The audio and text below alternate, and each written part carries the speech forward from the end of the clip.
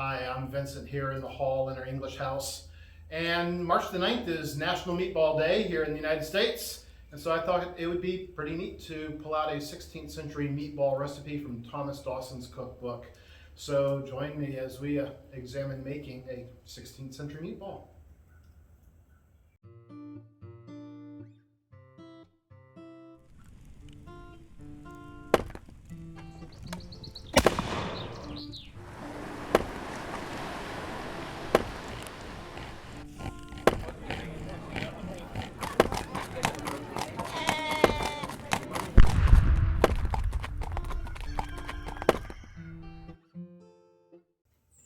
We don't know much about Thomas Dawson other than the cookbooks that he left behind bearing his name. His first cookbook is in 1585, The Good Huswife's Jewel, and that's followed up with subsequent reprintings. The next book we know of his is The Good Huswifes Handmaide for the Kitchen in 1594, and that is followed in 1597 by the Book of Carving and Sewing, and finally in 1620 the Book of Cookery. The recipe that we're going to do today comes from Dawson's second book, The Good Huswife's Handmaide for the Kitchen in 1594. It's a very simple, very basic recipe. It's not a recipe that I think would necessarily require a modern interpretation. What the recipe is going to call for is mutton and suet minced together, and then we're going to season that with sugar, cinnamon, ginger, clove, and mace. And then we'll add an egg to that to help bind that together. The meatballs are going to be seethed, as he would say, in a broth, and we'll use a beef broth, but we'll seethe that in broth, and that broth is going to be seasoned with mace and salt, and then fruit. He would call for currants and dates.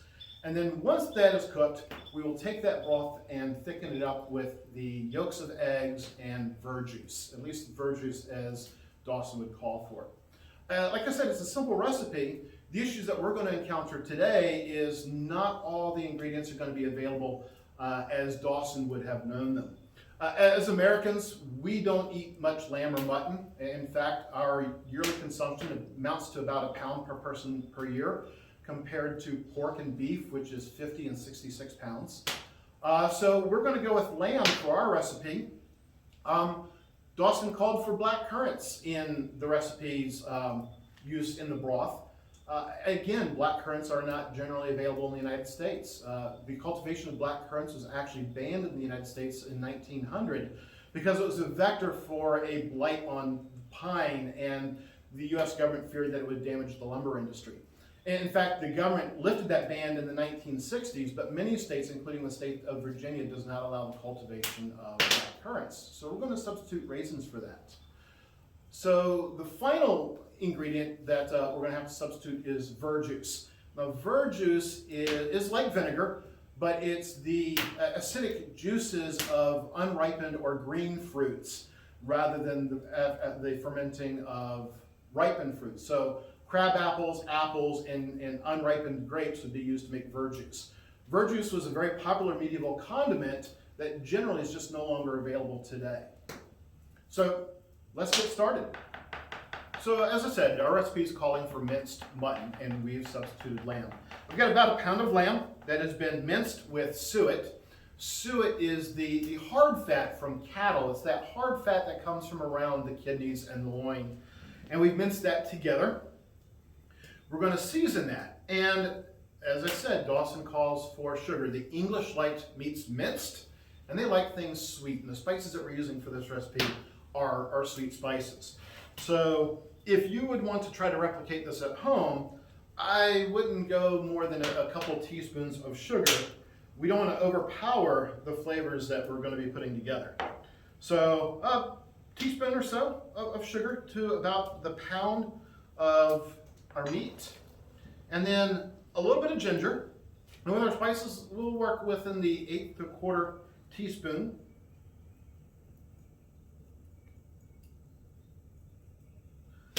So our ginger, our cinnamon,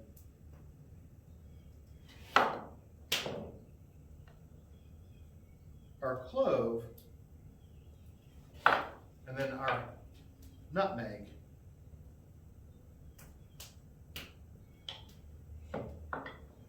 With a little bit of salt.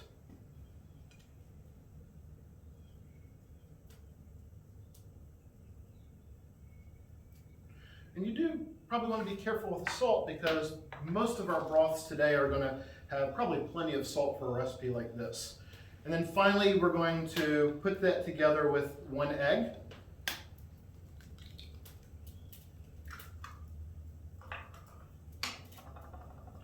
And then mix that all together.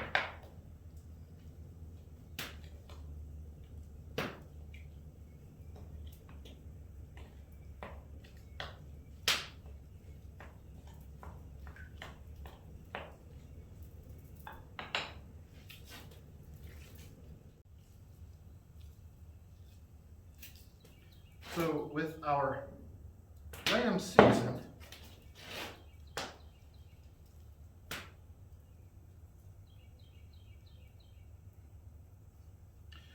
we'll go ahead and put our broth together and get that over the fire and let that begin to heat up, and then we'll come back to making our meatballs.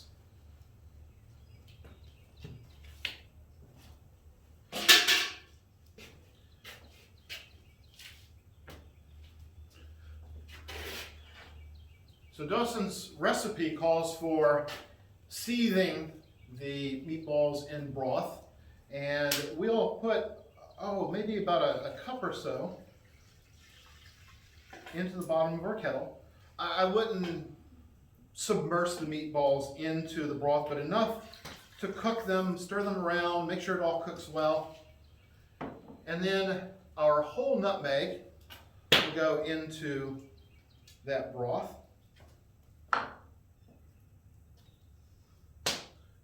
Just a little bit of salt. And then our fruit. And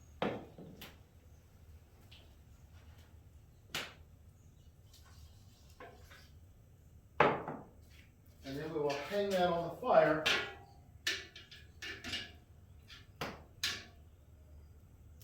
and let that start to heat up.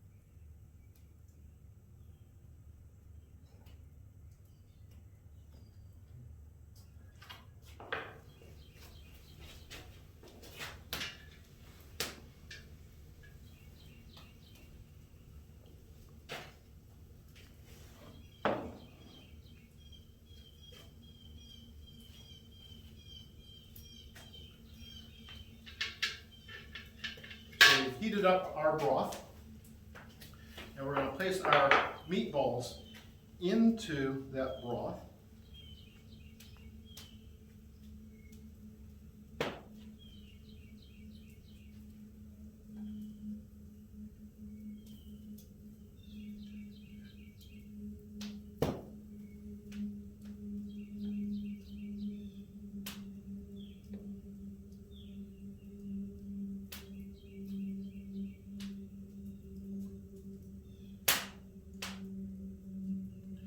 And then we'll return these to the fire.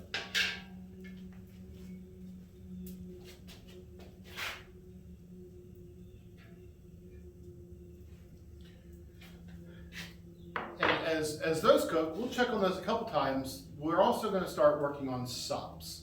As I said, Dawson calls for the meatballs broth to be thickened with vinegar or verjuice and egg yolks, and then the meatballs and that broth is going to be served over sops. Sops is going to be basically very simply toast put down into your serving dish with the sauce and the meatballs put over top of that. So we've got some day-old bread, some nice manchet, some white breads, some of that nice upper class bread. And we're going to basically put these onto the gridiron and toast those for a little bit.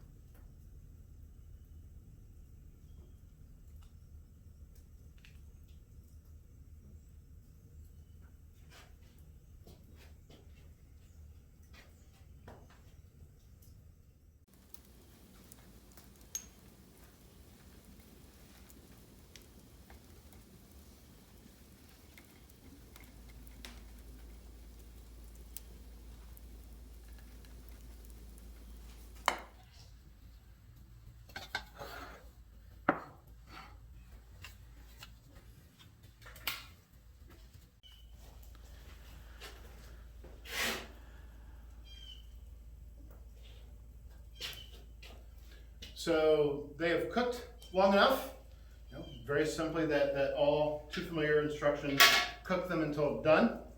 What we want to do is go ahead and take the meatballs out of our broth.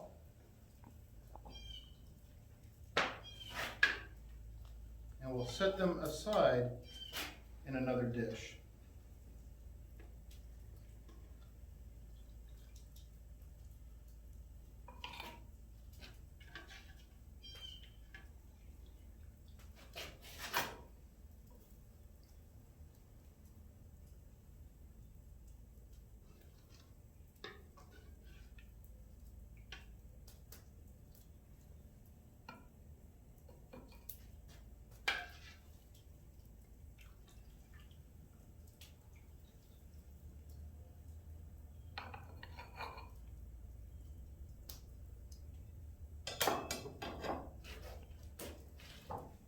Then we will drain our broth into a separate bowl.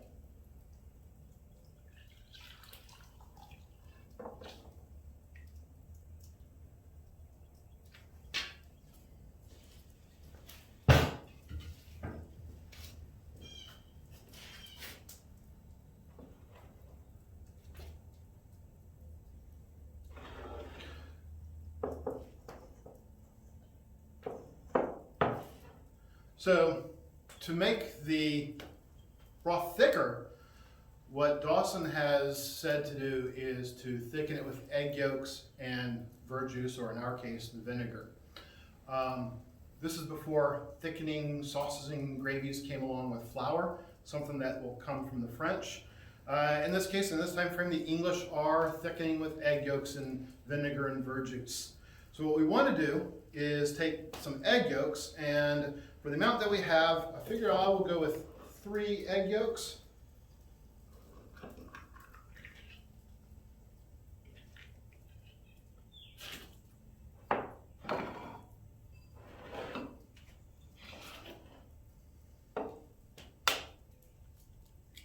And we want to separate the whites from the yolks.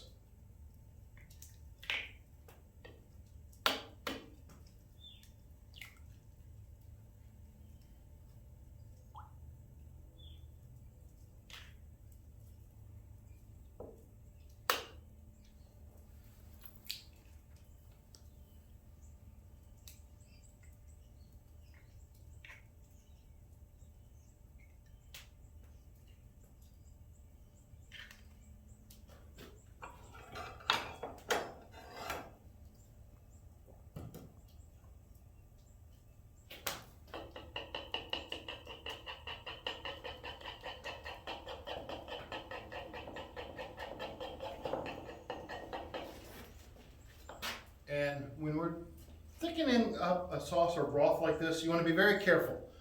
You don't want to just pour the vinegar or the the eggs into the hot liquid. They will curdle on you, they'll cook up on you. So we just want to temper them a little bit. So we'll put a few drops of the vinegar in that and basically keep them moving. And I'm starting off with about a 1/4 cup of vinegar. We don't necessarily want to use all of that.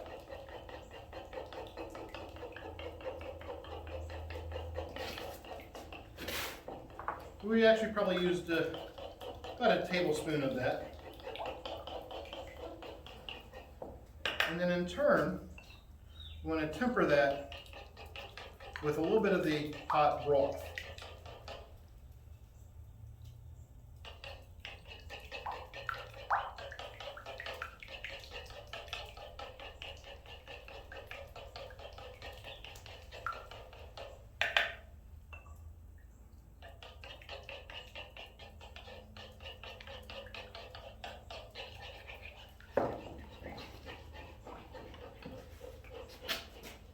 Put our broth into a pipkin. We're going to put the pipkin back down onto the hearth with some coals to bring that up hot again, and then we'll put the egg in. And I think in this case I'm also going to add one more egg yolk.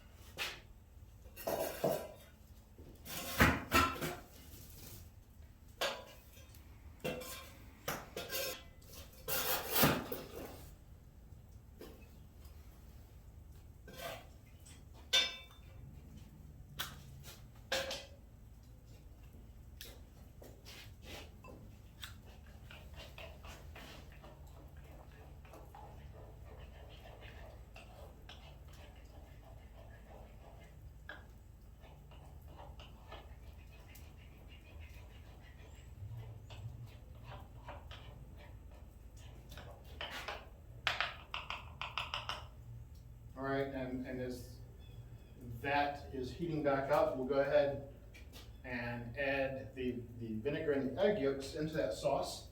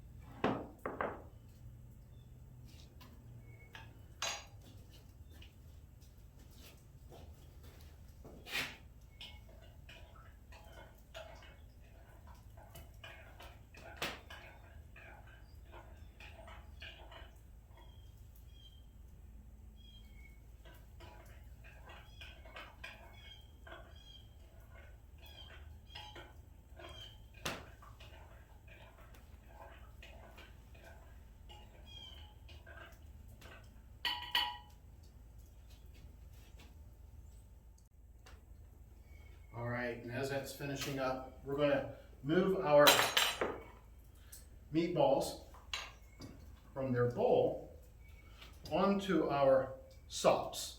And all that is the toasted bread that we are going to use to soak up that sauce and finish everything off with.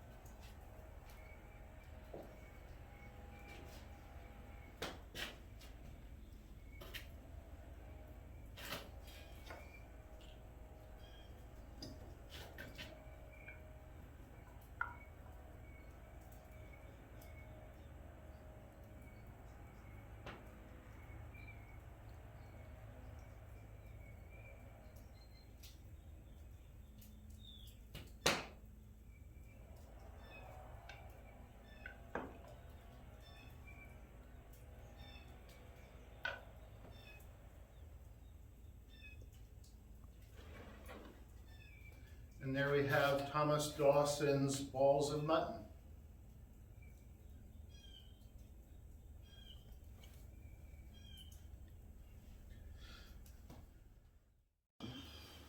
All right, ladies and gentlemen, just like we always like to do when we make food around here is to test it out on our co-working guinea pigs. And settlers and sailors will eat anything. So it's time for them to dig in.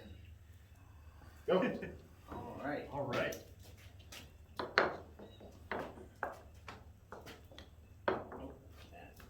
Looks good to me.